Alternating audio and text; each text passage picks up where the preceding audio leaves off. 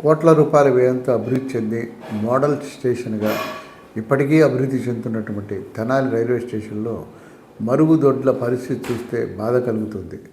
Passengers, ప్రత్యేకించి మహిళలు చాలామంది ఇంత పెద్ద జంక్షన్లో ఇదా పరిస్థితి అని ముక్కున వేలేసుకుంటున్నారు. ప్రయాణానికి టికెట్ ఎంత అవసరమో ప్యాసింజర్స్కి ప్రకృతి అవసరాలకు కూడా సౌకర్యాలు అంతే అవసరం. పరిశుభ్రతతో పాటు సరైన టాయిలెట్స్ ఏర్పాటు చేయాలని కోరుతున్నారు. దురదృష్టకరం ఏమిటంటే కొందరు వ్యక్తులు టాయిలెట్స్లోనే ప్యాడ్స్, మందు బాటిల్స్, పాన్ పరాగులు వంటివి కూడా పడవేయటంతో మరుగుదొడ్లు బ్లాక్ అయిపోతున్నాయి అంటున్నారు.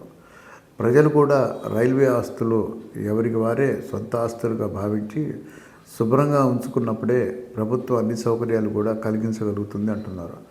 కాస్తంత సామాజిక స్పృహ కలిగిన వారు.